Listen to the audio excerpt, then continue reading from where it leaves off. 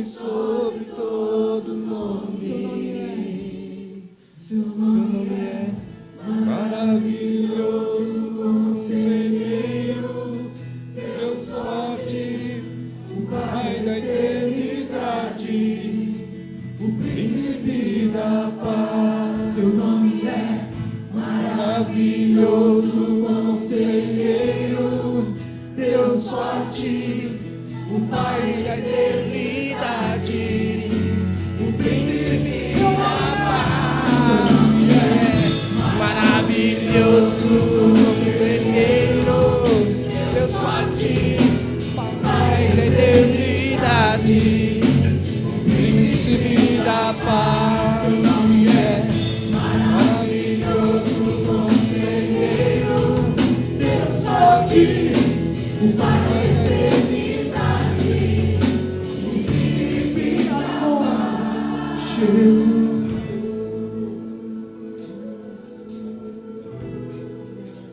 Sobre todo nome, nome sobre todo nome, Jesus.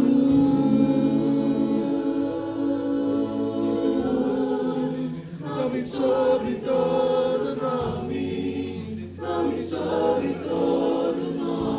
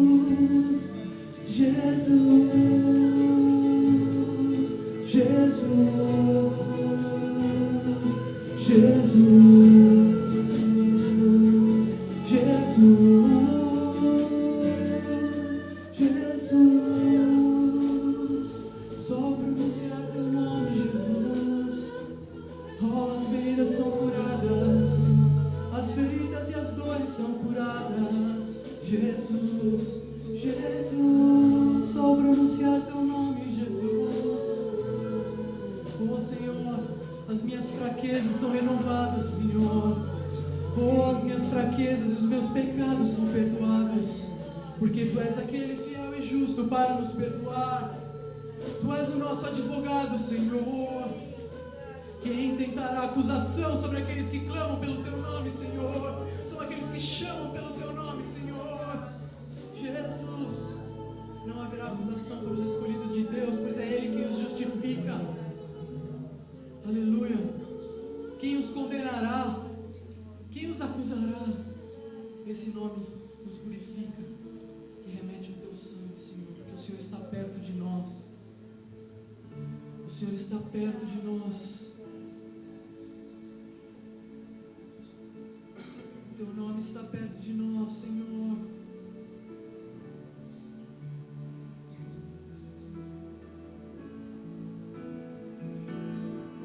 Bem perto estás, Jesus, o Senhor, aqueles que o invocam em verdade. Quebranta, Senhor, o meu coração, pra ministrar real adoração. Meu desejo, Senhor, é te conhecer, desfrutar da tua comunhão. Minha alma tem sede de Deus, dependo de ti, quebranta o meu coração. Bem perto está Jesus, Senhor, daqueles que invocam em verdade. Quebranta, Senhor, o meu coração, para ministrar a adoração.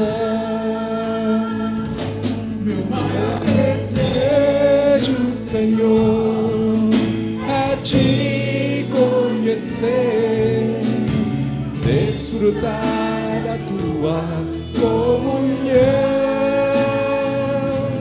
Não tem sede de Deus, dependo de ti, quebranta o meu coração.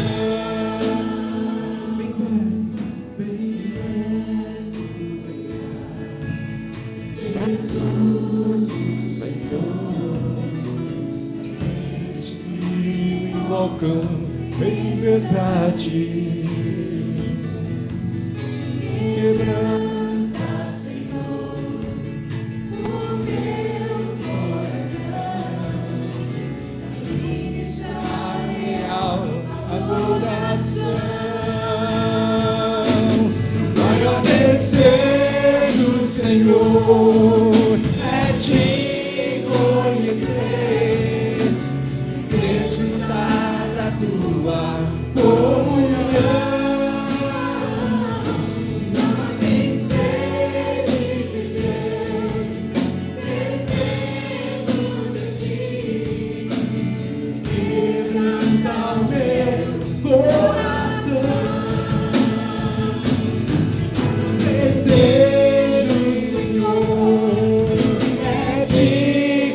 Conhecer, desfrutar da tua comunhão. Não tem sede de Deus, dependo de ti, quebranta o meu coração. Desejo, Senhor, é te conhecer, desfrutar da tua comunhão. Minha alma tem sede de Deus, dependo de ti, quebranta o meu coração.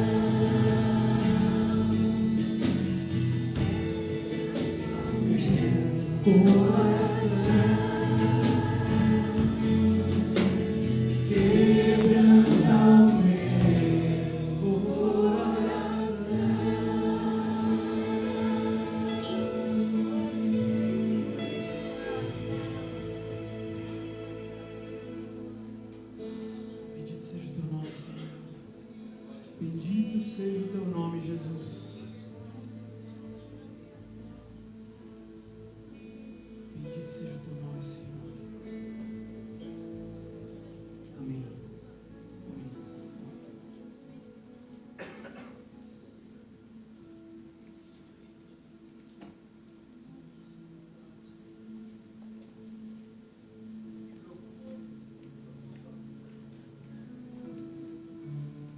Obrigado, querido. Graça e paz, igreja. A paz. Eu queria mais um pouquinho, mais um pouquinho, pegar vocês nesse fogo, galera. Amém? Cadernos. Quantos cadernos chegam? Eu te contar para vocês. Ontem eu fui num congresso de batalha espiritual que perdurou até hoje não estava lá, mas ontem eu peguei um pedacinho. Queridos, um pastor americano dizia, ele olhava assim, tinha brilho nos olhos e falava, existe um novo remidor no Brasil, ele falava. O louvor parece que está tudo aqui. Ele falou, vocês têm a chave para quebrar muita coisa. Todo santo acredita, o Brasil tem um novo remidor, um deles é a adoração. E a adoração pode chegar em lugares que, muitos aqui muitas vezes têm um coração apertado, foi uma semana difícil para alguns. E a adoração, você se entrega, você dá o teu passo de fé e deixa Deus fazer algo que tua mente nem consegue descrever assim. Você não consegue discernir nem preparar aquilo, mas Deus faz.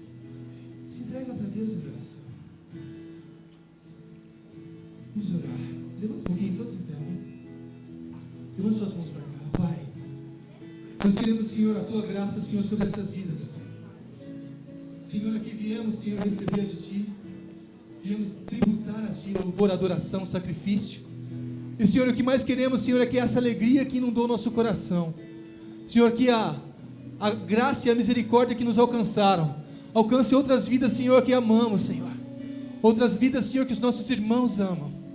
Outras vidas que só o Senhor pode fazer, Senhor, porque homem não consegue fazer mais. Em nome de Jesus, nós queremos, Senhor, o Teu poder, Senhor, sobre cada nome nesses cadernos. Nós queremos a Tua graça sobre eles, Senhor, renovando as forças, Senhor, aumentando a fé, Senhor, declarando o Seu amor sobre eles, Espírito Santo Deus. Fala ao coração desses homens, Senhor, dessas mulheres, crianças, Senhor, dessas famílias, Senhor. Em nome de Jesus, e diz a eles, Senhor, que Tu és Deus. Apesar, Senhor, de toda a turbulência, Senhor, apesar do quadro feio que eles estão vendo, Senhor, o Senhor pode mudar, Senhor, toda a situação. Pedimos, Senhor, muda sobre cada um deles, Senhor. Pedimos, Senhor, que o Senhor faça um milagre em todas as áreas, nos relacionamentos, Pai, entre irmãos, entre pais e filhos, entre filhos e pais. Em nome de Jesus, Senhor, transforma as famílias, Senhor. Ó, Senhor, fortalece os homens dessa nação, ó Deus. Pai, em nome de Jesus, aqueles, Senhor, que estão enfermos na alma, no corpo, Senhor, provê a cura hoje sobre eles, em nome de Jesus, Senhor. Nós queremos a Tua cura sobre essas vidas, Senhor. E, Pai, aqueles que têm necessidade, Senhor, ó Senhor, necessidades que os assustam, que os abalam, Senhor, portas de emprego, Senhor, ó Senhor, negócios para fechar, ó Deus, ó Senhor, contas ou processos, Senhor, para ser desenrolados, ó Deus, em nome de Jesus, abençoa os Teus filhos, Senhor. Vem com a Tua provisão sobre cada um aqui, em nome de Jesus. Prospera, Senhor, os Teus filhos neste lugar, Senhor, e todos aqueles por que estamos intercedendo, Senhor. Prospera a Tua igreja nessa nação, Senhor, em todos os lugares desse país, Pai, em nome de Jesus, Senhor. Glorifica o Teu nome sobre o Teu povo, Pai, em nome de Jesus. Amém, igreja. Senta um pouquinho, meu irmão, senta um pouquinho. Amém. Glória a Deus. Glória a Deus. Alguém nos visita hoje pela primeira vez? Não? Temos visitantes hoje? Amém, glória a Deus. Hoje estamos da casa. Queridos, aqueles que vão ofertar e dizimar, separa os teus dízimos e ofertas. Separa lembrando que o nosso Deus diz assim em 1 Crônicas 29:14: porque todas as coisas procedem de Ti, ó Senhor, e da Tua própria mão demos de volta a Ti. 1,17 diz assim: toda boa dádiva e todo dom perfeito procedem do alto, descendo do Pai. Deuteronômio 14 lembra o seguinte: e todos os dízimos da terra, quer sejam da semente da terra ou dos frutos da árvore, são do Senhor, são santos ao Senhor. Não, esse texto é Levíticos 27:30. 14:22 diz assim: certamente darás os dízimos de toda a novidade da tua semente, que cada ano se recolhe no campo. Querido, dizimar é declarar que Deus é o teu provedor, declarar que a provisão do Senhor está acima de qualquer circunstância. É fácil? Não, não é, mas é desafiador. Então Deus dá a oportunidade para você vencer esse desafio na tua vida hoje. Levanta a tua oferta ao Senhor. Pai querido, aqui estamos tributando a Ti. Nós cremos, Senhor, que o Senhor é provedor primeiro. Nós queremos, Senhor, que o Senhor tem dado muito, muito que o dinheiro jamais compraria. Senhor, nós queremos, Senhor, administrar bem os seus 90% que estão nas nossas mãos. Precisamos da sua sabedoria. Nós declaramos nesse tributo, Senhor, que esses 90 nas nossas mãos prosperarão mais do que os 100 somente nas nossas mãos, sem a tua participação. O Senhor, Pai, nos inspira, Senhor. O Senhor adestra a nossa mão, o Senhor nos dá visão, ó Deus. Em nome de Jesus, Senhor, ser glorificado nesse momento. Em nome de Jesus. Obrigado, Senhor, pela oportunidade de tributar. Em nome de Jesus. Amém, Senhor. Vem, igreja. Pode trazer, querido. Traz os seus dízimos e oferta aqui. Aleluia. E conto para vocês, eu estava no louvor, eu estava me segurando para não pular, mas tinha hora que não tinha jeito. Pulei bastante ontem. Não foi tanto assim, né? Que essa musculatura não permite. Mas foi bom.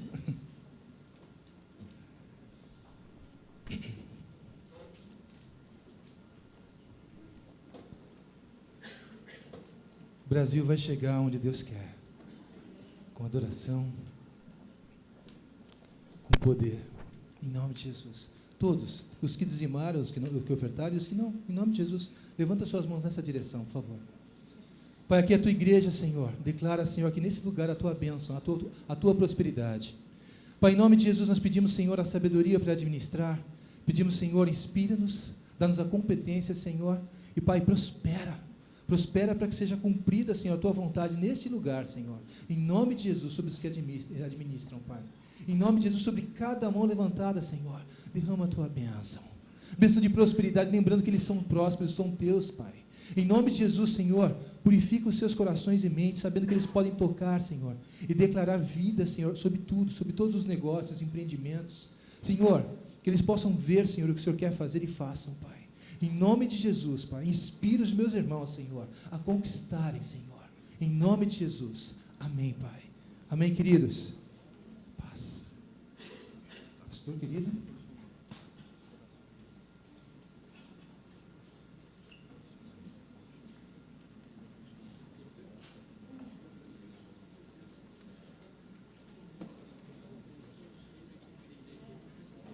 Alô, som. Testando. Aleluia. Esse aqui é seu? Obrigado. Excelente. A paz do Senhor, amados. Que bênção, irmãos.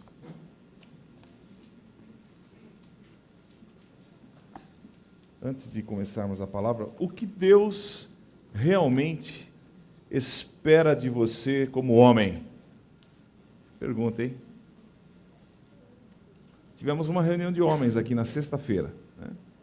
Infelizmente não pude estar porque estávamos comprometidos aí. Já vou falar sobre isso, mas o que acontece? Alguns estiveram aqui e os irmãos estão querendo saber o que você achou do encontro de sexta-feira. Então, se você esteve aqui, você vai precisar preencher essa pesquisazinha para você falar, explicar, trazer um retorno, tá bom? Então aqui está, enquete Café dos Homens. A sua opinião é muito importante para nós. Você gostou do último Café dos Homens? O evento atendeu às suas expectativas? Sim, não estive presente. Deixe sua opinião sincera dos pontos positivos e negativos sobre o evento e o que você espera para o Café dos Homens. Importante para ajudar na organização, no planejamento. E algumas apostilazinhas foram distribuídas, né, na sexta-feira. Sobraram algumas lá, você pode pegar na saída. Deixa eu deixar aqui. Ontem estava marcado na nossa agenda estar na cidade de Aparecida. Eu fui cumprir uma promessa que fiz ao pastor da igreja. Exatamente isso, né? Ao pastor da igreja cristã da família de Aparecida. eles fizeram um encontro de casais, estavam encerrando o encontro de casais e pediram que nós trouxéssemos uma palavra sobre o romantismo, sobre haver mais com a intimidade do casal.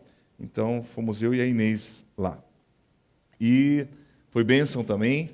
Eu creio que a gente pode estar nessa comunhão, ajudando bastante os irmãos de lá, e eles também ajudando a gente naquilo que eles tiverem condições de partilhar, né? Então, nós vamos convidá-los para participar dos veredas e tudo mais. E eles estão... É um casal que está lá, é um casal que estava na igreja onde eu era pastor anos atrás. E então eles... Foi muito bom ter essa comunhão, a gente está unido nesse trabalho. Irmãos, e as lutas não são pequenas, né? Se eu contasse para você como é que eu fiz hoje para estar aqui com esse material pronto, e por que eu não tenho uma apresentação aqui tipo PowerPoint para te mostrar, você não acreditaria. Então eu não vou contar, eu vou pregar. Amém? Nem vou contar, para o inimigo não ficar achando que atrapalhou muita coisa. Principalmente porque o assunto, eu creio que esse assunto é muito importante. E é justamente por isso que a gente sofre as maiores dificuldades. Mas hoje eu pretendo encerrar esse assunto, falar sobre fontes de sofrimento. Porque nós fizemos isso anos atrás, eu comentei sobre esse assunto, mas não fui claro. E esse momento que nós estamos passando é um momento chave, porque nós, como cristãos, sofremos em muitos aspectos. Sofremos por contrariedades da sociedade, sofremos por ocasiões das dificuldades coletivas, né? Sofremos por pecados que cometemos e sofremos pela guerra espiritual. Então eu queria falar e terminar sobre esse assunto justamente porque hoje é ceia. E hoje é um grande exemplo de alguém que sofreu indevidamente, mas que colheu grande fruto por causa do seu sofrimento. Então vamos orar? Mais uma vez, Senhor. Obrigado, Pai, porque o Senhor tem nos orientado, tem nos ensinado. Pedimos a Tua bênção, a Tua graça nesse momento, para que o Senhor possa nos ensinar a Tua palavra. Senhor, tenho certeza que se o Senhor não falar, quem vai ouvir, Senhor? Se o Senhor não esclarecer-nos conforme o Teu mover, a Tua palavra e o Teu Espírito Santo abrir o nosso entendimento, nossos ouvidos e abrir o nosso coração, Senhor, nada poderá ocorrer de diferente. Mas o Senhor inspirando, o Senhor marcando, o Senhor nos chamando ao Teu conhecimento, bênção será, Pai. Porque nem eu, nem nenhum de nós, Senhor, podemos fazer nada sem o Senhor se mover. Então nós pedimos agora, vem unção do Senhor sobre todos os nossos corações, vem unção do Espírito sobre as nossas mentes nesse momento, abre os nossos entendimentos, livra de toda a barreira do inferno que está desautorizada em nome de Jesus, e o Senhor esteja fazendo crescer em nosso coração a Tua vida. É o que te pedimos em nome de Jesus. Amém. Amém. Irmãos, nas semanas passadas nós falamos sobre as fontes de sofrimento, falamos que é muito fácil entender quando nós colhemos o fruto dos próprios erros, né? O sofrimento que vem pelos erros que cometemos. Então essa é a primeira palavra que nós falamos sobre isso. Então demos muitos exemplos bíblicos, pessoas que erraram, pecaram, e como fruto do seu pecado, colheram espinhos, né? Depois, domingo passado, nós vimos pessoas que sofreram por causa do pecado coletivo. Então, o grande exemplo foi Josué e Calebe, que tiveram que ficar 45 anos esperando aquela geração que era deles falecer no deserto para poder entrar na terra prometida. Enquanto que se fosse por eles, pela vida deles, pela fé que eles demonstraram, eles entrariam na terra prometida no dia que foram espiar. Quer dizer, poucas semanas depois que saíram do Egito. Mas por causa da nação, do povo, eles tiveram que ficar juntos 45 anos. E se nós olharmos isso, e eu não pude enfatizar mais isso semana passada, parece uma grande injustiça, não é verdade? Mas você não nota nas palavras de Josué e Caleb nenhum desprezo por aquela geração, porque eles estavam sofrendo por uma boa causa. O Senhor não ia deixar de cumprir a sua promessa, só não seria com aquele povo, seria com os filhos daqueles que estavam no deserto. Então eles aguardaram 45 anos, sem merecerem aquela situação, mas tiveram que sofrer. E foi um período de sofrimento, vendo seus amigos morrendo, vendo as pessoas que saíram do Egito com eles, falecendo no deserto, e eles ficando velhos. Mas aí quando chegou na hora que aquela geração passou e os filhos iam entrar junto com eles, o Caleb, com 85 anos, falou assim, Josué, lembra que aquele monte lá, o irmão, é meu. Foi dado para mim há 45 anos atrás, você lembra? Então, Deus vai cumprir. Eu estou mais forte. Estou tão forte hoje quanto há 45 anos atrás. Então Deus abençoa aqueles que aparentemente perdem tempo por causa de pecados da coletividade. Deus faz aquilo reverter em bênção no final. Amém? Então esse assunto foi da semana passada. Agora, e hoje eu queria falar sobre outra... Então veja só, primeiro, existem sofrimentos que vêm por causa dos pecados que cometemos. Fácil de entender. Fiz coisa errada a vida inteira, agora colho as situações ruins. Eu entendo esse sofrimento. É mais compreensível. Mas sofrer por causa de outros, ou sofrer por situações exteriores, que às vezes eu não enxergo, isso é mais difícil para mim, mais difícil para você. Então nós enxergamos isso aqui, que às vezes o pecado coletivo, o pecado de uma nação, faz com que quem não fez nada de errado sofra junto. E isso também está evidente em várias passagens das Escrituras. Ora, existe um outro tipo de sofrimento que eu queria mostrar para você, que é o sofrimento que vem da guerra espiritual. E é por isso que eu sofri tanto para trazer isso aqui hoje. Mas eu vou trazer em nome de Jesus. Por quê? Porque nós vimos que pessoas sofrem por outras, mas o sofrimento que vem da guerra espiritual tem também um lado meio cruel, né? Porque se você não sabe por que você está brigando, é difícil. Mas ela ocorre. E aconteceu na vida de algumas pessoas. O primeiro exemplo que eu vou dar é de Daniel. Daniel, no capítulo 10, no verso 1 em diante, está escrito uma coisa interessante. Daniel teve uma visão, um sonho, uma visão, uma revelação, e não entendeu. Ele queria saber o que significava aquilo. Então está aqui, Ezequiel, capítulo 10. Daniel. Ezequiel, Daniel. Daniel vem depois de Ezequiel. Então, Daniel 10, verso 1. No ano terceiro de Ciro, rei da Pérsia, foi revelada uma palavra a Daniel, cujo nome se chama Belsazar. Ele era o nome do Daniel lá no reino lá da Babilônia, do reino persa, né? Ele tinha outro nome. E a palavra é verdadeira e trata de uma guerra prolongada. Então Deus revelou para ele, aliás, Deus revelava para Daniel coisas futuras. E era uma guerra prolongada. E ele entendeu essa palavra e teve entendimento da visão, que haveria uma guerra futura. E naqueles dias, aí ele contando, eu, Daniel, estive triste por 3 semanas completas. Ele ficou abatido com aquela revelação.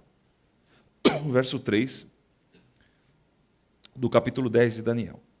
Manjar desejável não comi, nem carne, nem vinho entraram na minha boca, nem me ungi com unguento, até que se cumpriram as 3 semanas.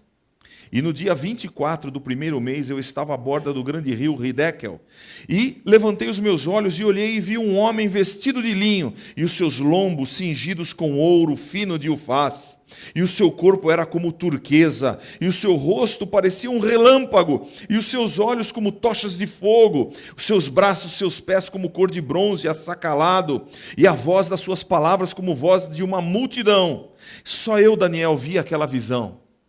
Os homens que estavam comigo não a viram. Não obstante, caiu sobre eles um grande temor e fugiram, escondendo-se. Interessante. Fiquei, pois, eu só. E vi esta grande visão, e não ficou força em mim, e transmudou-se em mim a minha formosura em desmaio, e não retive força alguma. Contudo, ouvi a voz de suas palavras, e ouvindo a voz das suas palavras, eu caí com o meu rosto em terra, profundamente adormecido. E eis que uma mão me tocou e fez que me movesse sobre os meus joelhos e sobre as palmas das minhas mãos, e me disse: Daniel, homem muito desejado, está atento às palavras que vou te dizer, e levanta-te sobre os teus pés, porque eis que te sou enviado. E falando ele comigo estas palavras, eu estava tremendo. Então me disse: não temas, Daniel, porque desde o primeiro dia em que aplicaste o teu coração a compreender e a humilhar-te perante o teu Deus, são ouvidas as tuas palavras. E eu vim por causa das tuas palavras. Mas o príncipe do reino da Pérsia se pôs defronte de mim 21 dias. E eis que Miguel, um dos primeiros príncipes, veio para ajudar-me, e eu fiquei ali com os reis da Pérsia. Agora vim para fazer-te entender o que há de acontecer e ao teu povo nos derradeiros dias, porque a visão é ainda para muitos dias. E falando ele comigo essas palavras, abaixei o meu rosto e emudeci. Então ele conta o restante da visão. Só quero chamar sua atenção o seguinte. Olha o que ele disse aqui. Não temas, do 12. Porque desde o primeiro dia em que aplicaste o teu coração a compreender e humilhar-te perante o teu Deus, são ouvidas as tuas palavras. E eu vim por causa das suas palavras. Quer dizer, desde o primeiro dia que Daniel começou a orar pedindo a revelação de Deus para aquele assunto, o anjo do Senhor foi enviado para trazer a resposta para ele. A revelação. Que depois ele explica o que aconteceu. Mas o anjo encontrou uma resistência espiritual. O príncipe da Pérsia. O que dá a entender aqui, não vou entrar nesse detalhe, sobre as potestades, os níveis de potestades com os quais estão sobre a terra e sobre as nações. E o anjo que foi enviado para trazer revelação não conseguiu sozinho passar pelo príncipe da Pérsia. Por esse príncipe do reino da Pérsia. Não conseguiu passar. Teve que ficar esperando o Miguel vir ajudar. Quando o Miguel, maior autoridade, mais força, veio, aí ele conseguiu se livrar, 21 dias depois. Olha, 21 dias em que ele passou em jejum, não foi? Triste. Manjar desejável não comi, nem carne, nem vinho entraram na minha boca, nem me ungi com unguento até que se cumpriram 3 semanas. 3 semanas de sofrimento. Sem comer, sem beber, esperando uma resposta que não vinha. Porque ele fez isso, no 5º dia não vinha a resposta. Ele continuou jejuando, no 10º dia não tinha resposta. Continuou jejuando, orando, buscando, chorando diante de Deus, e no 12º não tinha resposta, no 15º, no 16º, no 18º, no 20º dia não tinha resposta, e ele em jejum. Mas no 21º, ele teve uma visão. Então, irmãos, veja que tão evidente isso. Foi uma situação espiritual. E olha que o anjo veio e contou para ele. Ele poderia não ter contado. Ele nem saberia porque esperou 21 dias. Mas há uma guerra, há uma batalha. O mundo espiritual, ele é muito real. E nós precisamos nos acostumar com isso. Nós estamos numa batalha. Agora veja só, você não vê seus inimigos, evidentemente. Você não vê os espíritos malignos atuando. Você não vê as armadilhas que eles fazem para você cair. E também você não vê como que Deus te livra, você nem vê. Você está atuando pela fé. No mundo espiritual, nós andamos não por vista. Paulo fala que nós andamos não por vista, nós andamos pela fé. Então você tem que saber que mesmo nessa batalha você é guardado pelo Senhor. O Senhor Jesus tem guardado você. Você está vivo hoje, porque o Senhor guardou você, enviou seus anjos, como diz o Salmo 91, a teu respeito, para te guardar em todos os teus caminhos. Eles te sustentarão nas tuas mãos para que você não tropece com o teu pé em alguma pedra. Porque o Senhor vai cuidar de você. Ainda que você não veja. Então, mas há uma guerra, há uma batalha. Então veja, eu falei de um sofrimento até pequeno, hein? Ficar jejuando, orando, sem comer, a pessoa sofre, mas não é um sofrimento igual que eu vou falar para você agora, que também é uma guerra espiritual, um exemplo de guerra espiritual, que foi o Jó. A história de Jó é a história de uma batalha espiritual. Muita gente não entende, tem dificuldade no livro de Jó, mas eu vou dizer o seguinte, ó, a causa de todo o sofrimento de Jó era de origem espiritual. O que estava em jogo ali? As pessoas dizem assim, Deus estava brigando com o diabo. Não, nada disso. Quem é o diabo para brigar com Deus, irmãos? Quem é? Mas olha aqui, onde estava a briga? Aqui, ó, configurou-se uma guerra entre a confiança que Jó tinha em Deus e o desprezo de Satanás à fidelidade de Deus, ou a fidelidade de Jó. A briga estava entre Jó sendo fiel e confiando em Deus e Satanás desprezando essa fidelidade. A briga estava aí, não estava contra Deus. Então, quer ver? Ó? Vamos abrir o livro de Jó. E é bom a gente sempre lembrar isso, irmãos, porque batalha espiritual, sofrimento que vem de batalha espiritual, muitas vezes a gente não entende, mas a gente tem que manter a postura, tem que manter a guarda erguida, os braços erguidos. Uma vez eu entrei numa encrenca, quiseram armar para mim, e eu teria que ir para a delegacia, defender um irmão, porque eu fazia parte de uma diretoria. Falei, estou perdido agora. Pastor? Quer acusar pastor? É uma delícia, né? Para o inimigo é uma delícia. Falei, estou perdido, Senhor.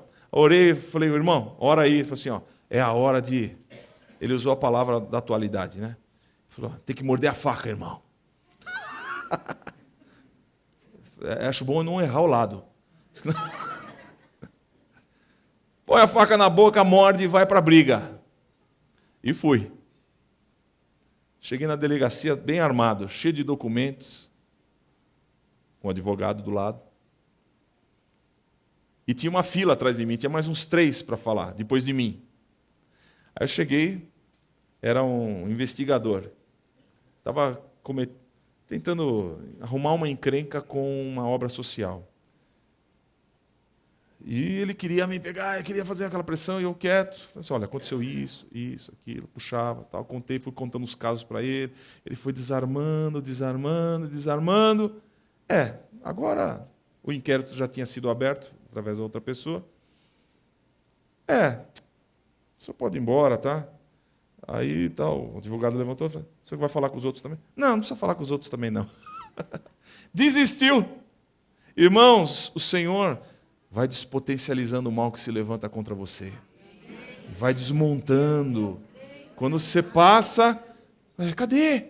Aliás, tem um salmista que diz, cadê os que se levantaram contra mim? Aí Jesus perguntou para aquela mulher, a mulher estava prestes a ser apedrejada, cadê os teus acusadores? Ninguém te condenou? Não. Eu também não te condeno. Vai, não peques mais. Irmãos, nós estamos numa batalha espiritual. E o livro de Jó é mais dolorido. Por quê? Jó, no capítulo 1, no verso 1 a 2. Havia um homem na terra de Uz, cujo nome era Jó. E este era homem sincero, reto e temente a Deus, e desviava-se do mal. E nasceram-lhe 7 filhos e 3 filhas. Ele era muito rico. O verso 3 diz, e era o seu gado 7.000 ovelhas. Nossa, 7.000 é muito, tá? Não é um número pequeno, não. 3.000 camelos, 500 juntas de bois, 500 jumentas, era também muitíssima gente ao seu serviço, de maneira que este homem era maior do que todos os do Oriente.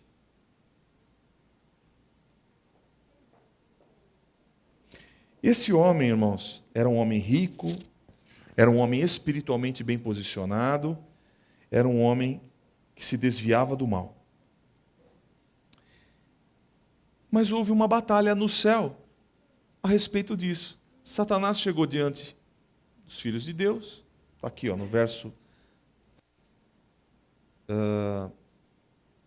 6. E vindo um dia em que os filhos de Deus vieram apresentar-se perante o Senhor, veio também Satanás entre eles. Lembre-se, Satanás era um anjo. É um querubim. Então o Senhor disse a Satanás: de onde vens? Satanás respondeu ao Senhor: de rodear a terra e passear por ela. Observaste o meu servo Jó, disse o Senhor, porque ninguém há na terra semelhante a ele, homem sincero, reto, temente a Deus, desviando-se do mal. Então respondeu Satanás ao Senhor e disse: porventura teme Jó a Deus debalde ou à toa? Porque para Satanás o Jó era fiel, porque tinha tudo do bom e do melhor. Não o cercaste tu de bens? A ele e a sua casa e tudo quanto tem? A obra das suas mãos abençoaste, o seu gado está aumentando na terra. Mas estende a tua mão, toca-lhe em tudo quanto tem, verás se não blasfema de ti na tua face. Aí o pessoal pensa: Deus caiu na armadilha de Satanás. Não. Foi Deus que começou a conversa. Deus que chamou Satanás para entrar na briga. Porque Deus estava preparando uma das piores derrotas de Satanás nas regiões celestiais. Ia ter uma guerra ali. E Deus estava dizendo para Satanás, em resumo: Satanás, eu vou arrumar uma para você. Eu vou mostrar para você como você não tem todo o poder. Eu vou mostrar para você como você não tem domínio total sobre os seres humanos. Eu vou mostrar para você como, com todo o direito legal que se adquiriu por causa do pecado de Adão, você é um perdedor. É isso que Deus estava preparando. Chamou. Aliás, nem preparou, não falou nada com Jó, porque Jó era fiel. Ele simplesmente trouxe Satanás para a briga. Agora, tem um problema aqui, irmãos. Havia um confronto. Imediatamente vem na mente, eu já ouvi muitos falarem isso: por que Deus não chegou para Satanás e detonou Satanás, já arrebentou, pulverizou o camarada? Como é que permitiu fazer todo esse mal, esse sofrimento para Jó? Então, não. Deus proporcionou a Satanás uma derrota muito mais vergonhosa. Foi vencido, Satanás foi vencido, não pelo poder infinito de Deus, diretamente contra ele, que seria muito fácil, mas pela fidelidade de um homem enfraquecido, vulnerável, cheio de limitações, sem a intervenção divina. Guarde isso. Não houve intervenção divina para impedir os males que vieram sobre Jó. E aí faz parte a nossa maturidade, irmãos. Eu entendo que esse acontecimento era uma pré-figura do que Jesus ia fazer em definitivo com Satanás. Aqui foi uma vitória de Jó, uma vitória temporária, exemplar, um sinal daquilo que Jesus ia fazer no futuro. Sem intervenção divina, um homem que decidiu esperar em Deus, ainda que morresse. Jó, no capítulo 13, no verso 15, está escrito isso, olha só. Jó 13, 15. Ainda que ele me mate, nele esperarei. Contudo, os meus caminhos defenderei diante dele. Então ele está dizendo: não estou entendendo o que está acontecendo. Bom, vou explicar o que aconteceu.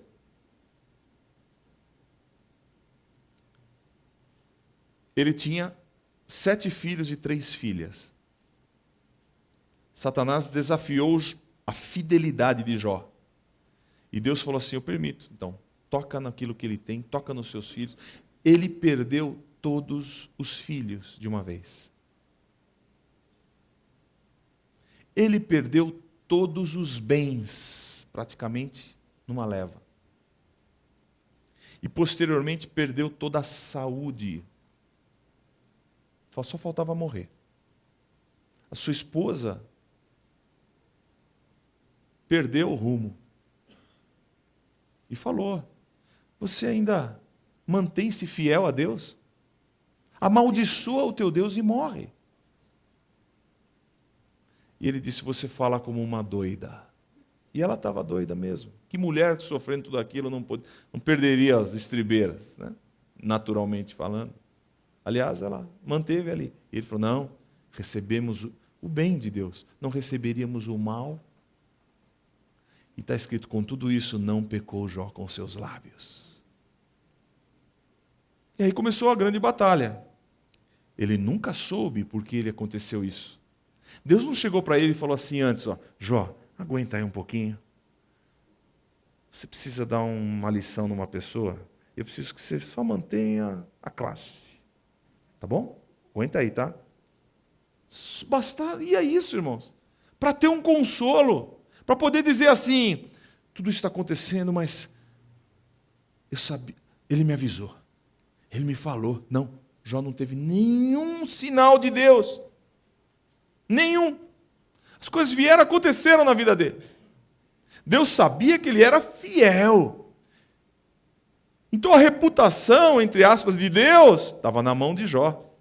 Porque Jó podia chegar e falar assim: ah, realmente Deus foi injusto comigo, vou romper com ele, acabou, tchau. Nunca mais vou orar, nunca mais vou adorar. Deus é culpado dos males que me aconteceram. Mas ele não sabia o que estava acontecendo no mundo espiritual. Então tudo aconteceu, chamar sua atenção para a sua maturidade. Nessa guerra espiritual, Deus não poupou família. Certo? Está evidente aqui. É injustiça? Será que Deus é mau por causa disso? Não. Sabe por quê? Sabe por que Jó não suportou? Ou melhor, Jó suportou? Ele acreditava no fundo: há algum propósito no que está acontecendo. Eu não sei. Tem alguma coisa. Irmãos, essa é a frase que você deve usar nos tempos que você não entender as dificuldades que você sofrer. Há algum propósito nisso. Alguma coisa muito melhor Deus vai estar fazendo, ou para mim, ou para minha família, ou para alguém que eu nem conheço, em função do que estamos sofrendo. Porque Jó sofreu a perda dos filhos, Jó sofreu a perda dos bens, Jó sofreu a perda da saúde. Mas estava, enquanto foi fiel, estava cumprindo o propósito de Deus. Está claro, irmãos? Havia dor? Havia sofrimento? Havia. Mas havia um propósito. E ele manteve-se. E em várias situações, os amigos dele, não conseguindo mais consolá-lo, viraram contra ele. Jó, você tem algum pecado escondido. Porque não pode acontecer uma coisa que aconteceu na sua vida, se não tiver algo que justifique. Você deve ter algum pecado, Jó. Fala logo, você deve ter roubado dinheiro de viúva. Você foi injusto com as criancinhas, os órfãos. Você tirou comida dos boca dos órfãos. Olha, os amigos, hein? Imagina os inimigos. Que falavam do Jó. Não está nem no livro. Mas os amigos tá. Então começaram a acusar coisa pesada. E ele falou: vocês são molestos. Vocês são consoladores molestos. Vocês estão me acusando.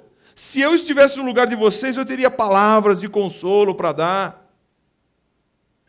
Deus sabe que eu não fiz nada. Eu era o braço do órfão, da viúva. Eu era o justo juiz. Eu atendia o pobre, o faminto. Deus sabe.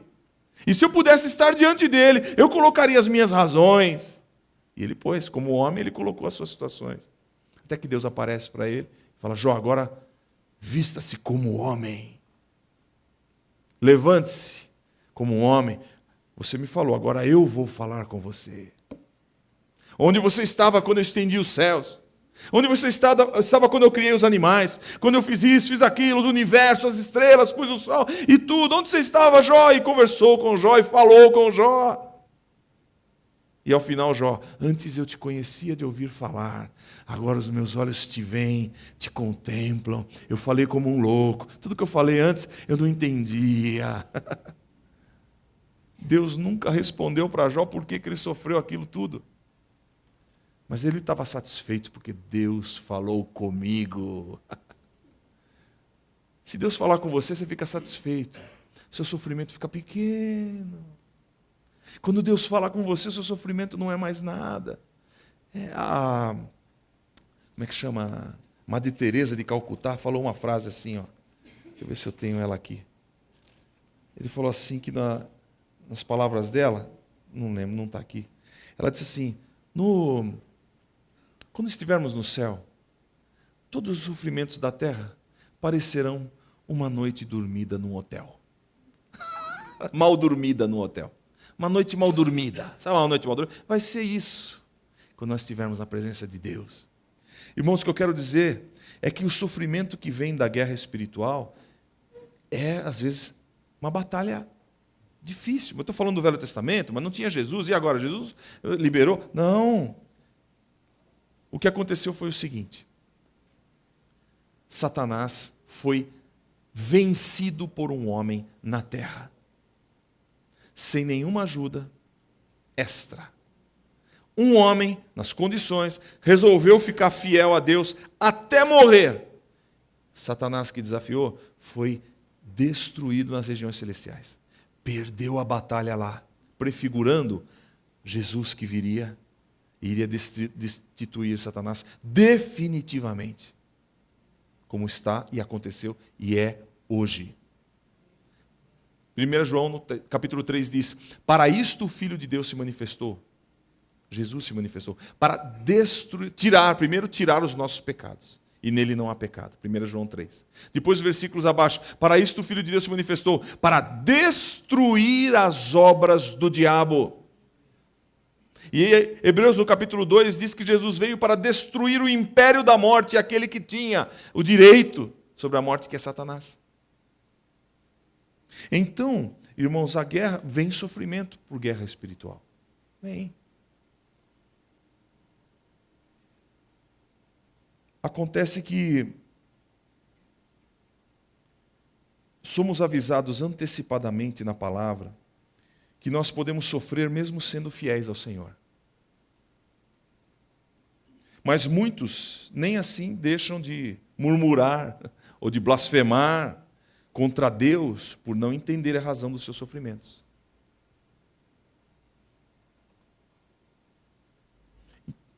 Houve um acontecimento grande no caso de Jó. Vamos pensar num outro caso, Herodes. Herodes era um rei mau. Ele matou seus próprios filhos, temendo que eles estavam planejando tomar o seu lugar. Ele matou uns 2 ou 3 filhos, para se ver livre da concorrência. Quando Herodes soube que Jesus, o Messias, estava nascendo em Belém, através das profecias, ele mandou matar todas as crianças de 2 anos para baixo. Então, pense nas mães dessas crianças. Pense nos pais. Pense no estado daquela cidade, Belém, uma cidade pequena, ao redor de Jerusalém. Pense no terror, no choro que foi profetizado em Jeremias. Um choro que iria ser ouvido em Jeremias no capítulo 31, no verso 15. Um choro que ia ser ouvido em Ramá. Olha só, Jeremias, no capítulo 31, verso 15. É a profecia referente a essa lamentação. Jeremias 31, 15.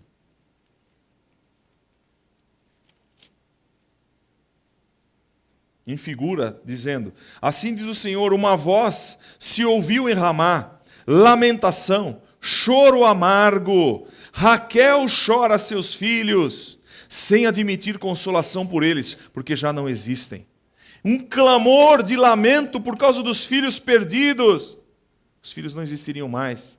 Quem foi o promotor disso? Herodes. Qual era a intenção de Herodes? Matar Jesus, o Messias prometido. Então o acontecimento doloroso daquela cidade, profetizado, veio por uma guerra espiritual, porque Jesus nasceu. Porque Jesus chegou à terra. Houve uma guerra. Ele queria matar Jesus, não pôde. Matou crianças.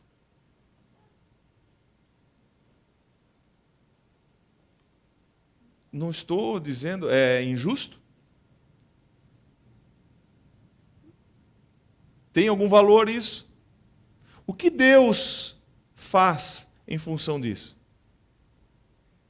O que eu quero dizer é, se você fosse uma mãe ou um pai naquele dia em que os soldados entraram na tua casa e viram uma criancinha com menos de 2 anos, mataram o seu filho, você pensaria o quê?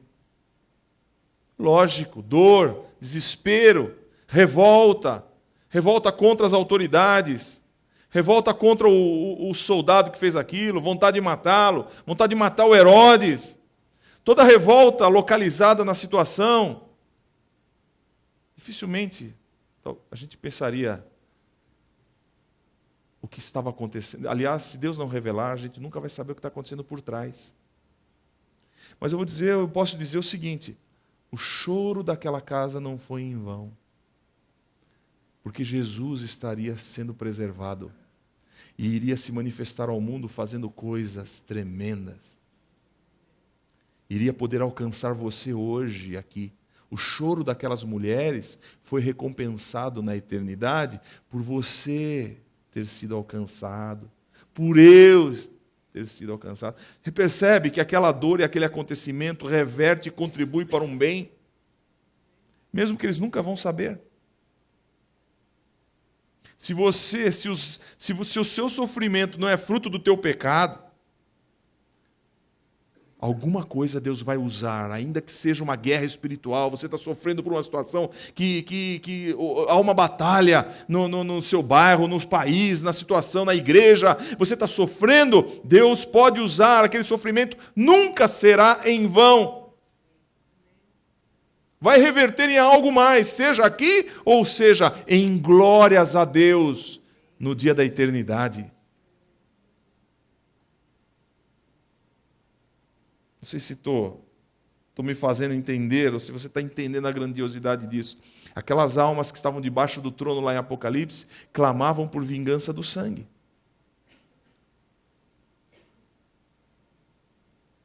E haveria.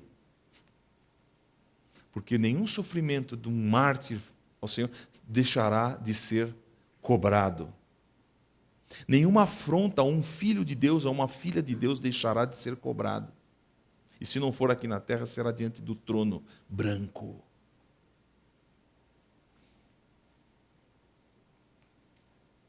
Quando Jesus foi tentado no deserto, era uma guerra espiritual. Em Lucas, no capítulo 4, Mateus, capítulo 4, está descrito bem ali. Ele estava há 40 dias sem comer, sem beber. Estava enfraquecido.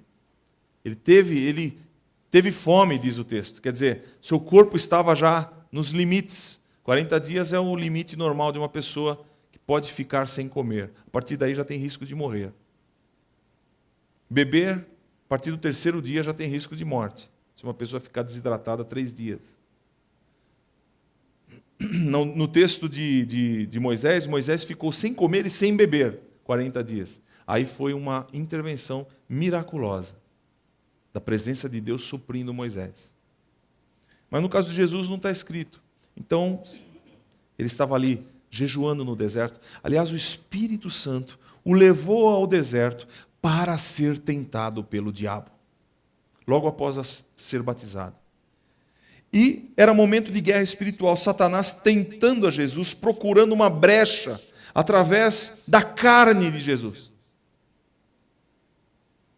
dos sentimentos de Jesus, dos argumentos do entendimento de Jesus, procurando alguma coisa no ser de Jesus, corpo, alma, espírito, no entendimento, para fazer com que Jesus cedesse. Ali estava se configurando, se armando a maior derrota de Satanás. No que diz respeito à sua atuação como príncipe do mundo, Jesus nada tinha em si que o comprometesse com o diabo. A carne do pecado estava sepultada no batismo, onde cumpriu-se toda a justiça. Então, quando foi Jesus, que não precisava, não tinha pecado, foi batizado, o Espírito Santo veio sobre ele e o levou ao deserto para ser tentado. Quer dizer, cumpriu E, aliás, o João Batista não queria batizá-lo. Ele falou assim, não, convém cumprir toda a justiça. Ele estava sepultando uma carne, que era nossa, um corpo. E 40 dias de jejum no deserto, mais tentações do diabo, eram sofrimentos que vieram a Jesus por causa da guerra espiritual. Satanás revelou-se, era ele, é você. Se você é o Filho de Deus, manda essas pedras se transformarem em pães. Se você é o Filho de Deus, mostrou para ele toda a glória do mundo e falou, se você me adorar, tudo isso será teu. Eu te dou. Você veio para conquistar isso? Eu te dou. Só basta me adorar. Se você é o Filho de Deus, lança-te daqui abaixo. Está escrito que aos seus anjos dará ordem a teu respeito para te guardar em todos os teus caminhos. Então Satanás usou de tudo para ver se conseguia pegar alguma coisa, ter um direito legal em Jesus, e não conseguiu. Então, mas foi uma batalha espiritual. Jesus sofreu antecipadamente. Por último, irmãos, quero encerrar.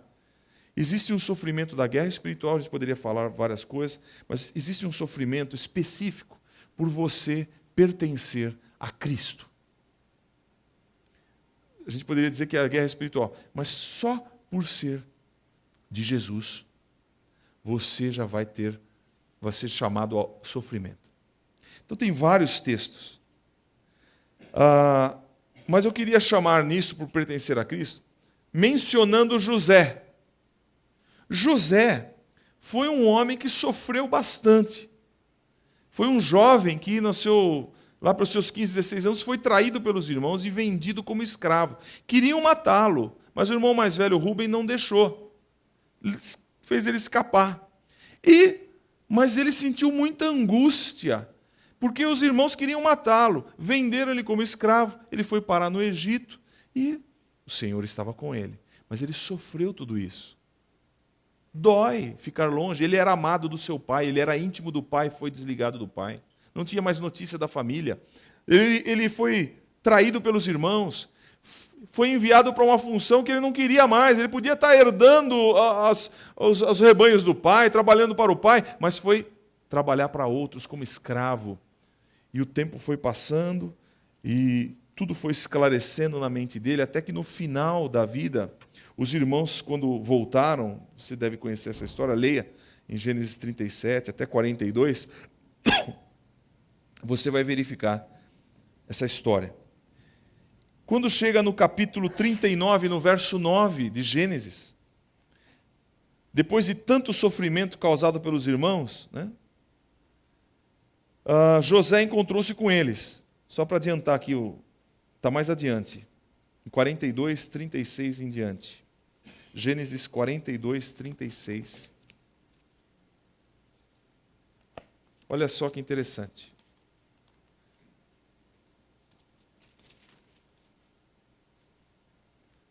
Gênesis 42, 36. Então Jacó, 42, 36. Então Jacó, seu pai, disse-lhes: tendes-me desfilhado, José já não existe, Simeão não está aqui, agora levareis Benjamim? Todas estas coisas vieram sobre mim, mas Rúben falou ao seu pai, dizendo: mata meus 2 filhos, se não tornar... esse aqui é quando ele trouxe o Benjamim, para deixar o Benjamim lá.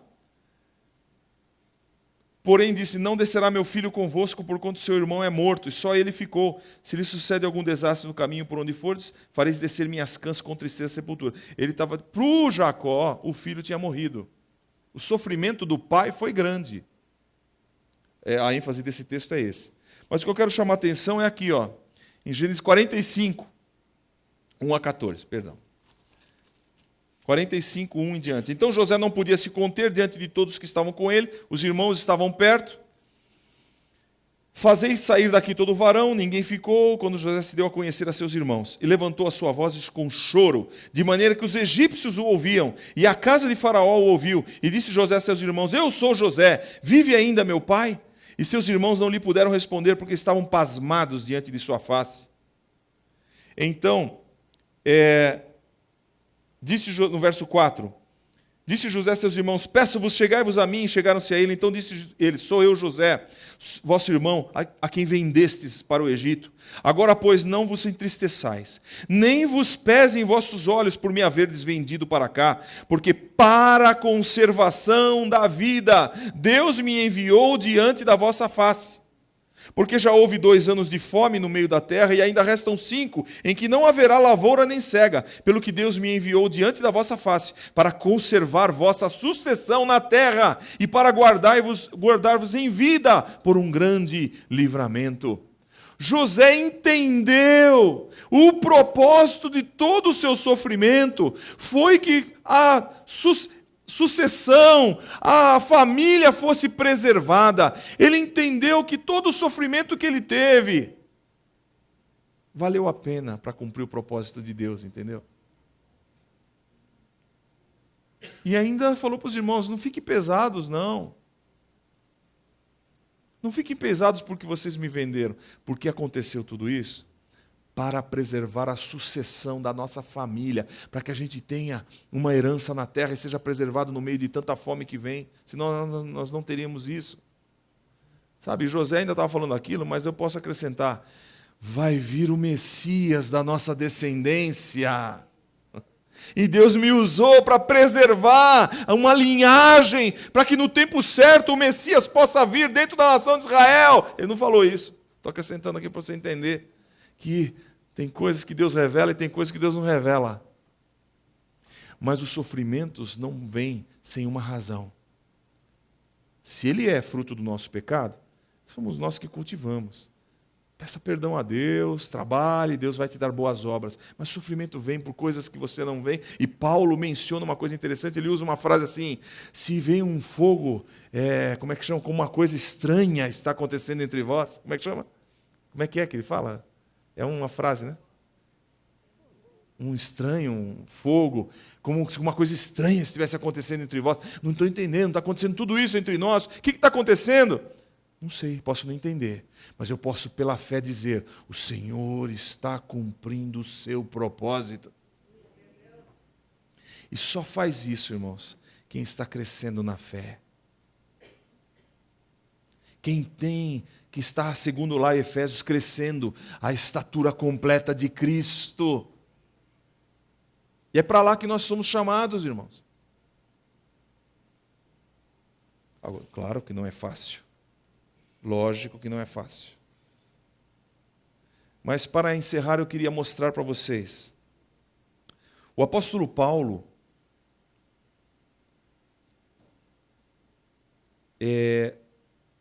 depois de Jesus, acho que foi um dos maiores exemplos de sofrimento por pertencer a Jesus, a servi-lo. Eu estava lembrando de José, porque José é figura de Cristo também.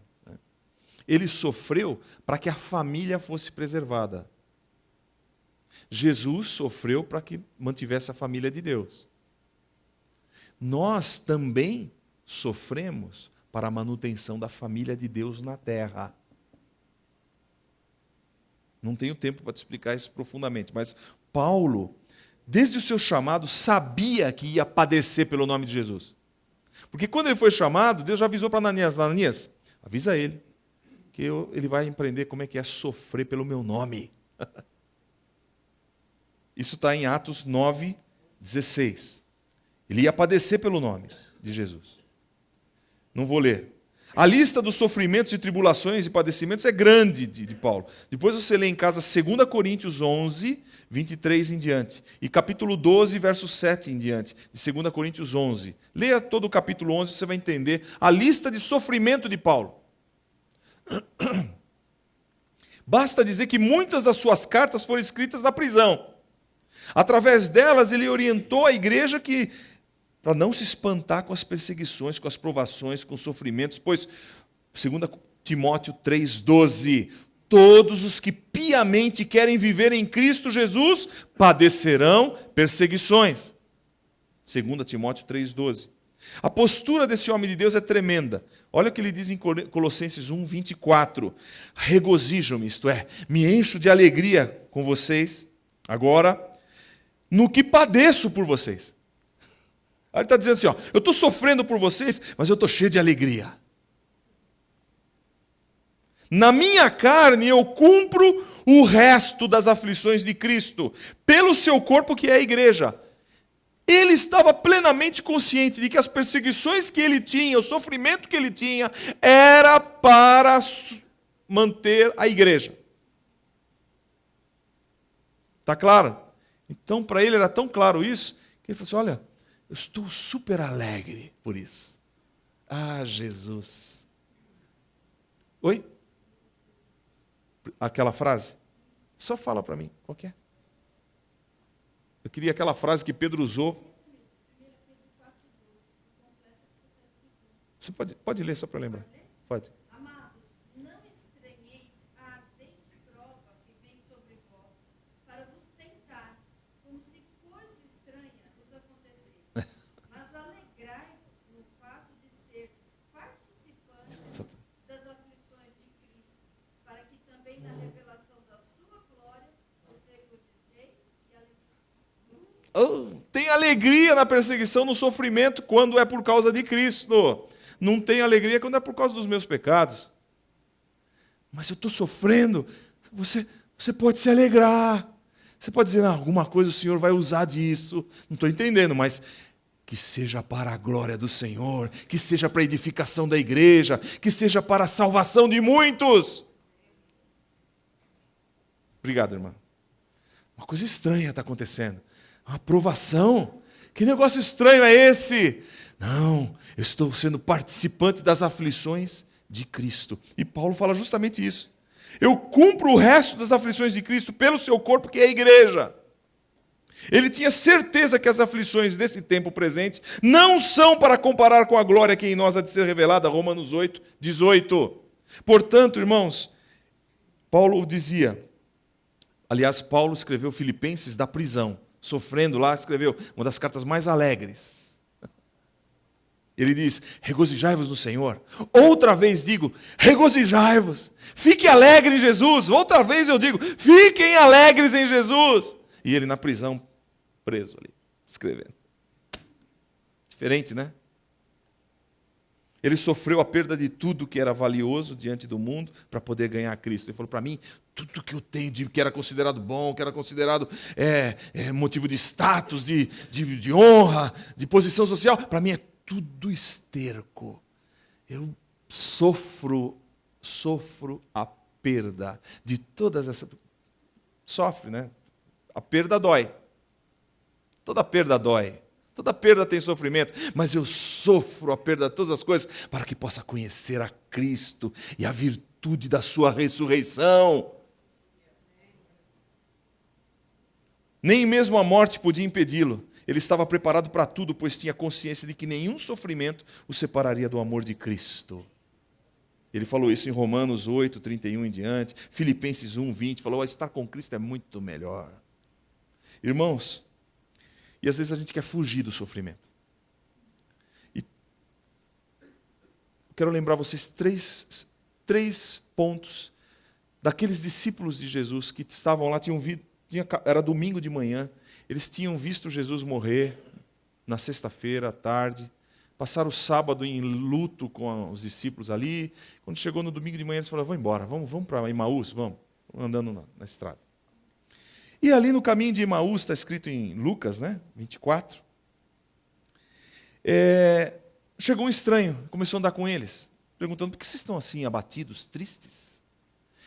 Você, por acaso, você é um ET? Da onde você veio? Você não está sabendo o que está acontecendo? Está todo mundo sabendo. Mataram Jesus, era um homem justo, o homem fazia tanta coisa boa. Mataram ele na cruz já ao terceiro dia. Umas mulheres foram lá no sepulcro, disse que ele não estava. Mas já... E era Jesus. E eles não reconheceram Jesus. E aquele homem com ele falou assim, vocês são tão tardos de coração, vocês têm um coração tão endurecido para entender. E começando desde Moisés, lá do livro dos Gênesis, começou a mostrar tudo que Jesus havia de padecer. As profecias do Velho Testamento, que Jesus ia produzir, começou a mostrar isso para eles. Até o ponto que eles chegaram na casa, convidaram no final da tarde, entra, fica com a gente.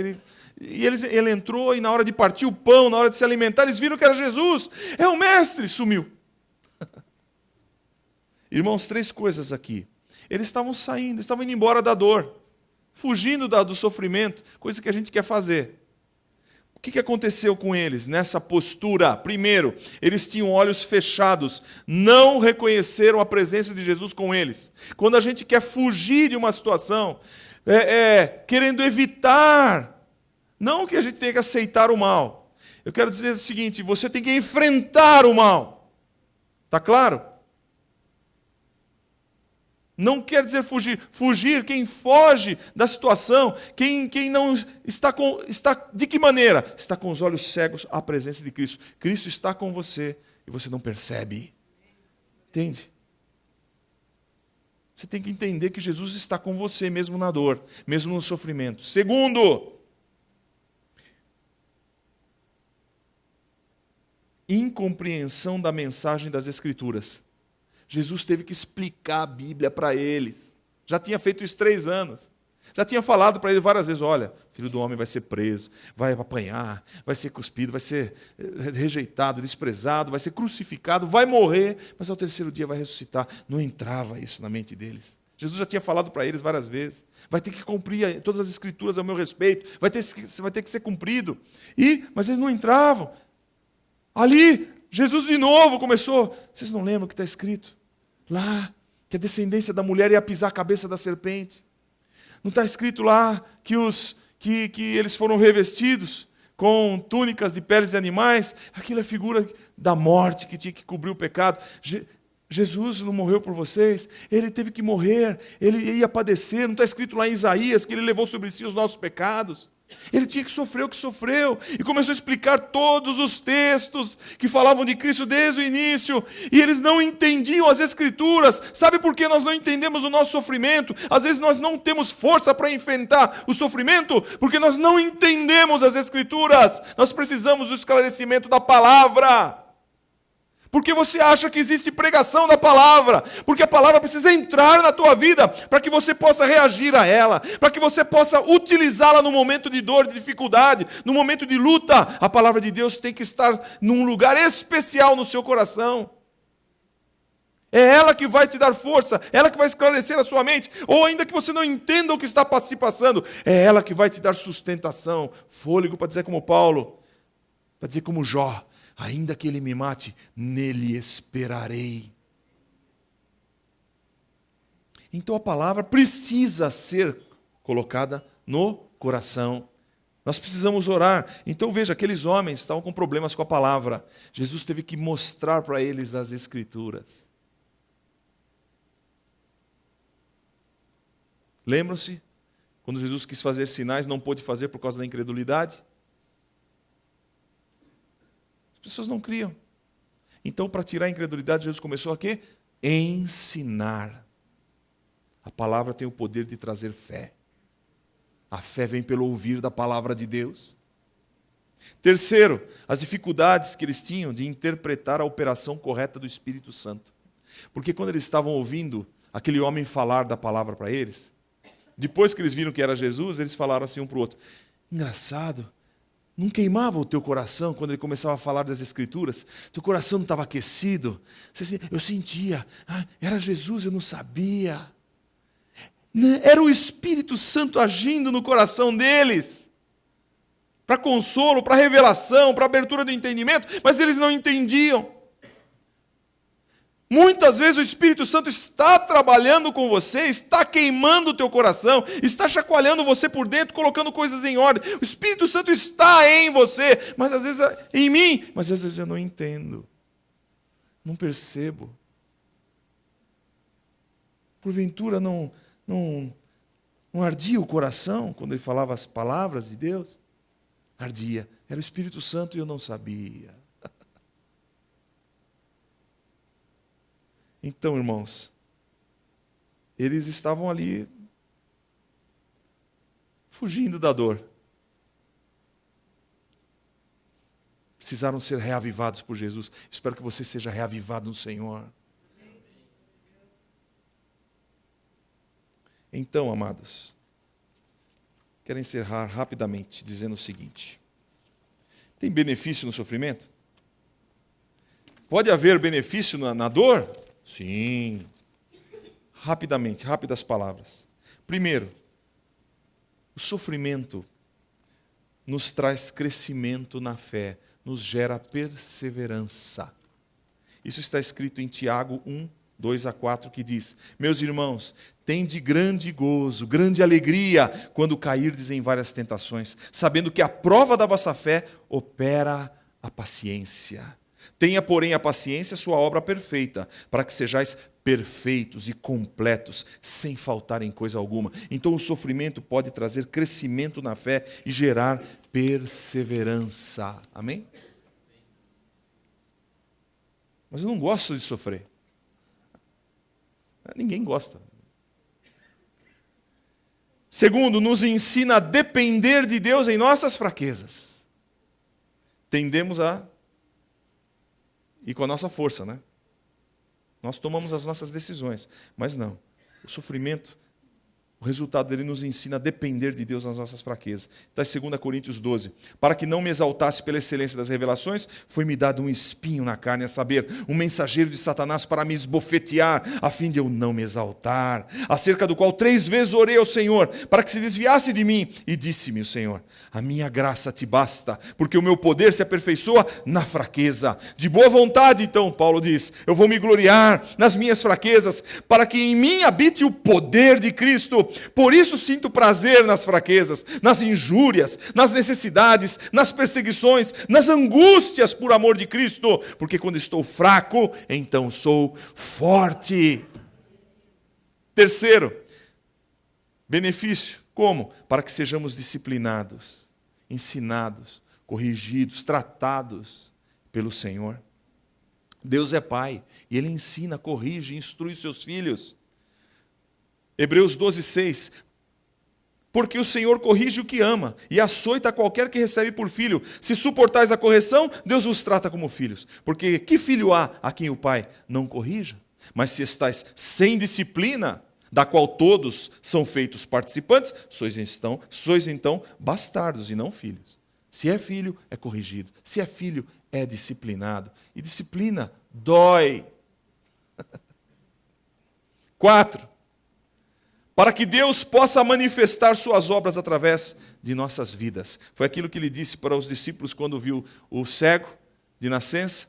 Quem pecou, ele ou... Não. É para que nele se manifestem as obras de Deus. Sofrimento para a manifestação do poder de Deus. Enfermidade para que seja curada. Tribulação para que seja vencida. Dificuldades para que sejam ultrapassadas. 5. Para que aprendamos a consolar uns aos outros, irmãos. Quem é que pode consolar alguém, senão aquele que já sofreu algo igual ou pior? Isso está escrito em 2 Coríntios 1, 3 a 6. Bendito seja o Deus e Pai de nosso Senhor Jesus Cristo, Pai das misericórdias, e o Deus de toda a consolação, que nos consola em toda a nossa tribulação, para que também possamos consolar os que estiverem em alguma tribulação. Você está sofrendo? Não é só para você. É para você aprender, ser consolado, fortalecido e consolar outros que passarem algo igual. Porque como as aflições de Cristo são abundantes em nós, assim também é abundante a nossa consolação por meio de Cristo. Ele falou, eu sofro muito por causa de Jesus, então eu posso consolar você muito. Mas se somos atribulados, é para a vossa consolação. E salvação é, ou se somos consolados, para a vossa consolação e salvação é, a qual se opera suportando com paciência as mesmas aflições que nós também padecemos. Então, se eu estou sofrendo, é para a salvação sua. Olha o que Paulo está dizendo. Quem sabe o teu sofrimento é para a salvação de alguém. E você nem sabe. Você nem está percebendo. É o que ele está dizendo aqui. Para consolação e salvação. Ah, mas eu não sou Jesus para salvar. Justamente. Mas ele quer usar você para que a mensagem de salvação alcance uma pessoa. Talvez o teu testemunho. Talvez a sua quietude. Talvez o seu choro diante de Deus. Dependendo dele, pedindo misericórdia. Já seja uma resposta para quem estiver do teu lado. E sabe, vamos participar da ceia. Chamar os diáconos aqui à frente. Jesus é o exemplo de tudo isso, irmãos. Ele só não sofreu por causa do pecado dele, porque ele nunca pecou. Mas ele sofreu por causa do pecado coletivo. Ele sofreu pela guerra espiritual. Ele sofreu por vir trazer a mensagem do Evangelho. Ele sofreu por nós, irmãos. Mas ele nunca teve culpa nenhuma. Ele poderia levantar-se e dizer assim: que injustiça fizeram comigo. Sabe por que ele nunca fez isso, irmãos? Os irmãos podem tirar. Sabe por que Jesus nunca vai lançar isso em rosto, pelo menos a nós? Porque ele ama. Sabe por que Josué e Caleb não reclamaram porque ficaram lá sofrendo os pecados do povo? Porque eles pagaram um preço pelo povo. Irmãos, nós somos chamados para pagar preço pelos outros. Até que eles, fortalecidos, possam pagar preços por outros. E assim existe a igreja até hoje, suportando os embates e afrontas do inimigo. E vai ficar pronta para o casamento. Nós vamos orar, abençoar esses elementos.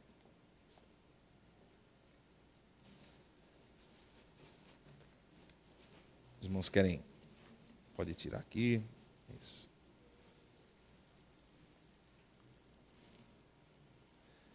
Devem participar da ceia do Senhor aqueles que foram batizados, aqueles que têm um compromisso com Jesus fortalecido, oficializado. Aqueles que ainda vão se batizar, né, estão ansiosos para o último domingo de agosto. Porque vão ser batizados, nós já deixamos já pré-agendado aqui, tá? Vai ser no dia da ceia. Batiza antes e já ceia em seguida. Porque esse é um momento espiritual também. Duas coisas Jesus ordenou que nós fizéssemos que são assim tidas como rituais até. Um é o batismo. Jesus ordenou que fosse batizado. O batismo não é algo desprezível, não. É um acontecimento espiritual que demonstra, oficializa aquilo que está acontecendo entre os corações de Jesus e o nosso. E a ceia do Senhor, que ele disse assim: vocês vão fazer isso em memória de mim. Vocês vão se lembrar de que eu parti o meu corpo, a minha carne, que eu verti o meu sangue, não pelos pecados meus, pelos pecados de vocês, para pagar a conta, para pagar a sua dívida. Então lembre-se disso. Se há aqui um sinal, Jesus sofreu a maior injustiça do universo. Mas ele nunca vai chegar para você e dizer assim: olha, sofri isso por você. Você vai ver. Pelo contrário, ele olha para você e se sente feliz. Valeu a pena. Valeu a pena eu sofrer isso. Porque agora eles têm a minha vida. E nós devemos nos lembrar isso sempre. Pai amado, aqui estão, Senhor, esses elementos que em figura representam a tua carne e o teu sangue. É pão, suco de uva, mas eles representam, Senhor, o teu sacrifício. A grande injustiça que o Senhor se submeteu a sofrer por amor a nós. E nós queremos receber esse amor. Queremos partilhar da ceia do Senhor. Queremos partilhar do teu corpo, da tua carne, do teu sangue. Queremos estar, Senhor, preparados, porque a tua cura permeia o teu corpo durante esse momento. Cura, Senhor. Lava-nos. Partilhamos dessa ceia, Senhor. Lembramos também do pastor Morrone, Senhor, que não pode estar conosco, mas que está em plena comunhão conosco. Faz parte deste corpo, Senhor.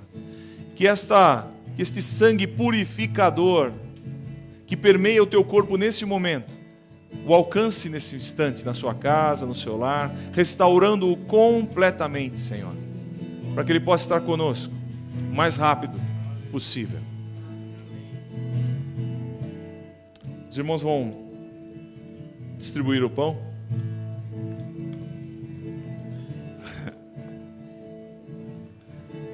Você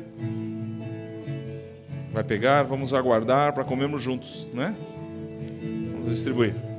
Abriu mão da sua joia, semelhante a homem, se esvaziou, servo tornou, e a si mesmo se humilhou, e como filho obedeceu até a morte de cruz. Mas o grande Deus, o nosso Pai, o exaltou e deu o nome que é sobre todo nome nos céus e na terra e debaixo da terra, ao nome de Jesus, todo joelho se dobrará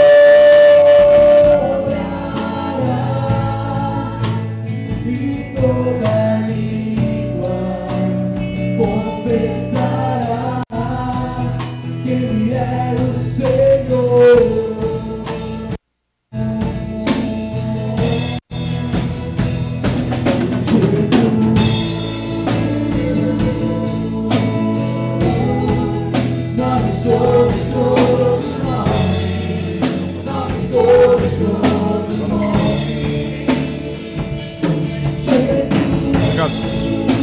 Obrigado, eu pego.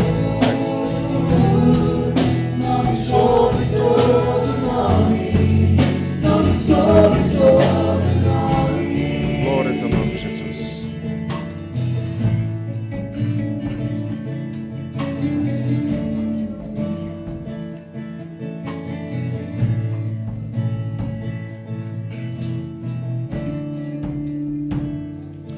O pão que partimos não é porventura a comunhão do corpo de Cristo?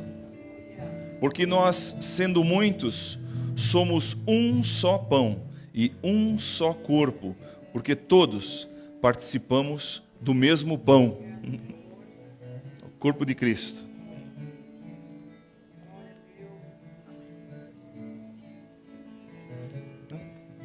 Levante seu pão, vamos agradecer ao Senhor. Pai, obrigado pelo teu corpo, o corpo de Cristo foi partido por nós. Senhor, a tua palavra diz que há cura nesse momento. Como o teu servo falou, eu recebi do Senhor o que também vos ensinei, que o Senhor Jesus, na noite em que foi traído, tomou o pão e, tendo dado graças, o partiu e disse: tomai, comei, isto é o meu corpo, que é partido por vós, fazei isto em memória de mim. Nos lembramos de ti, Jesus, nos lembramos do teu sacrifício por nós, da tua vida vertida para que tivéssemos vida hoje, e disso partilhamos em comunhão. Amém. Pode comer esse seu pão.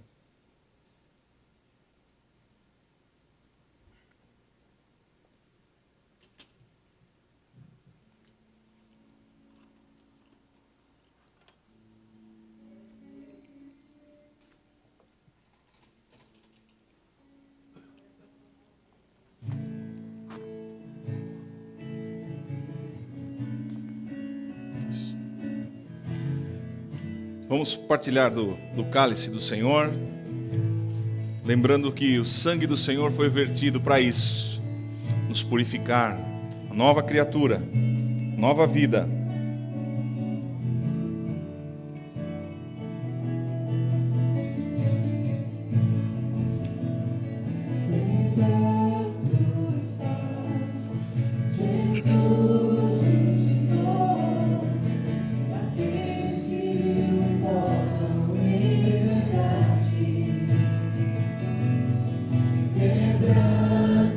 Senhor, o meu coração.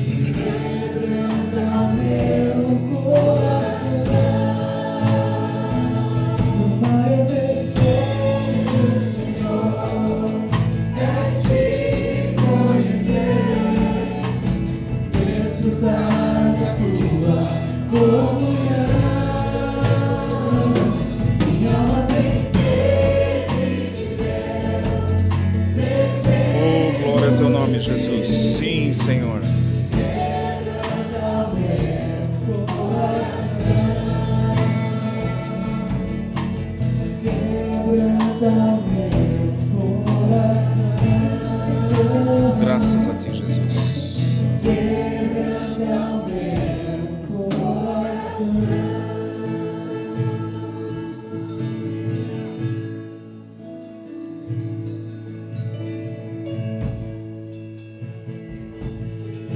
Graças a Deus.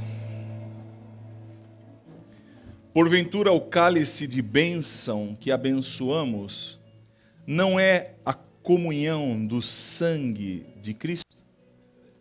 Nós temos em comum o sangue de Cristo, que é o pagamento que Ele fez por nossas dívidas.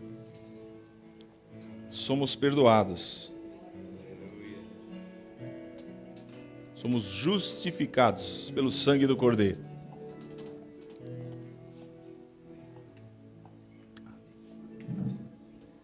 Amém. Obrigado.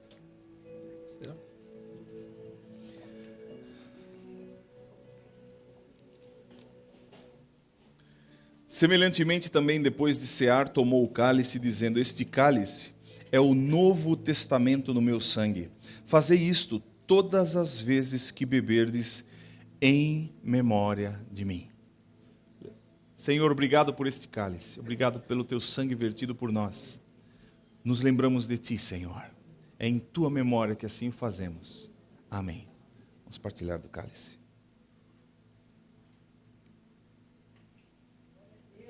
Glória a Jesus. Já não separa mais. Luz que outrora apagada, agora brilha, cada dia brilha mais.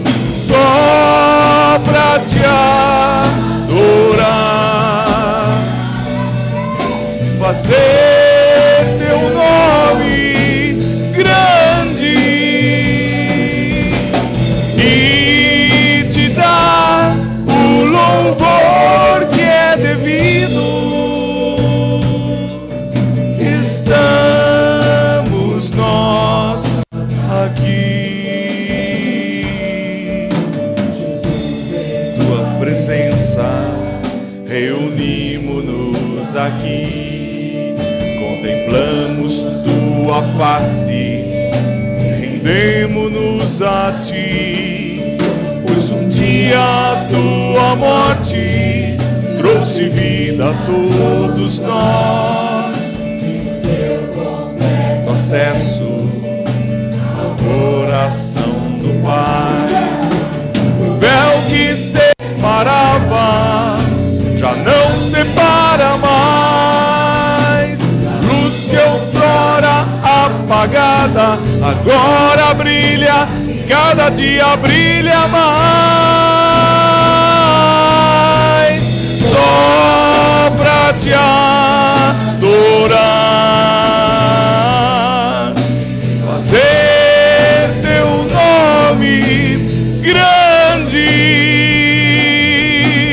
e te dar o louvor que é devido. Estamos nós,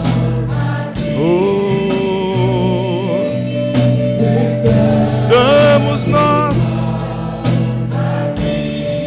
estamos aqui, Senhor. Estamos nós aqui.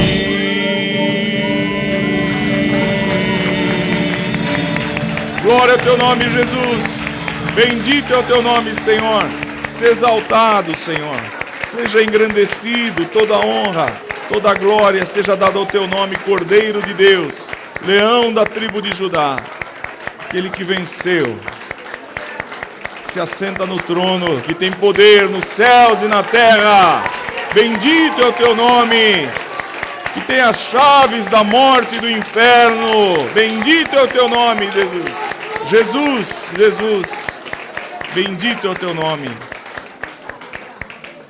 Graças a Deus. Amém, amados. Assenta um instantezinho. Queremos passar aos rápidos avisos.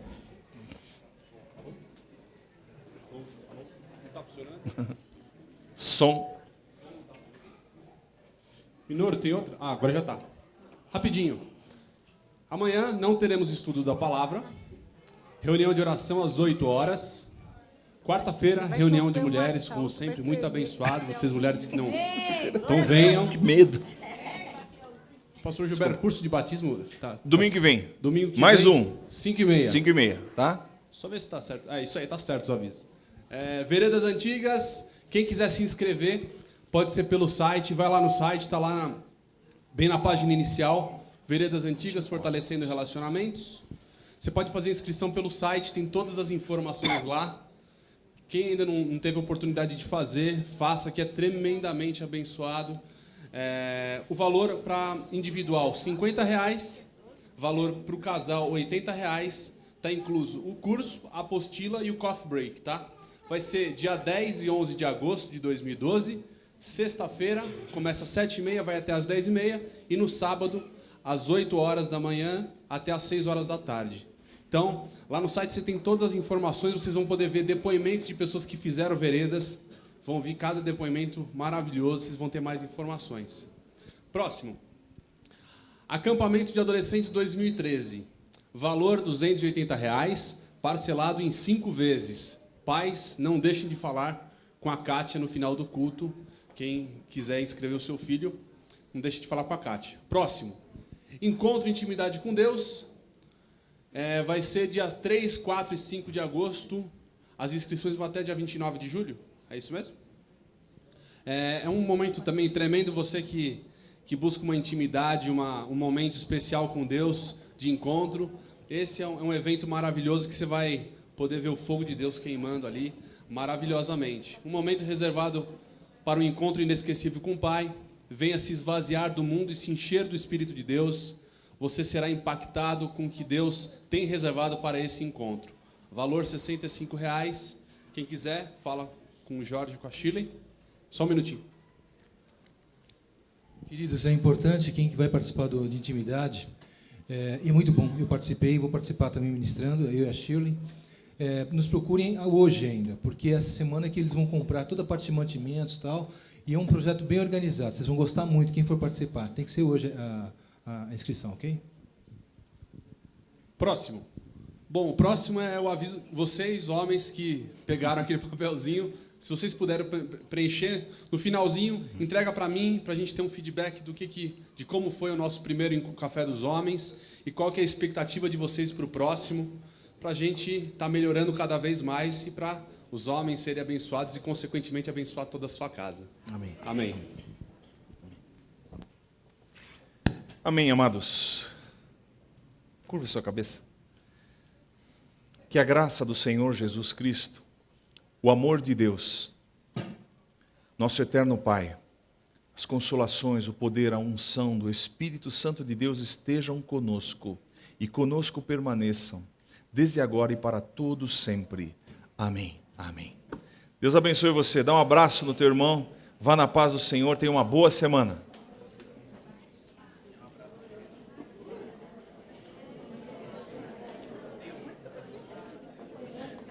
Ha ha ha.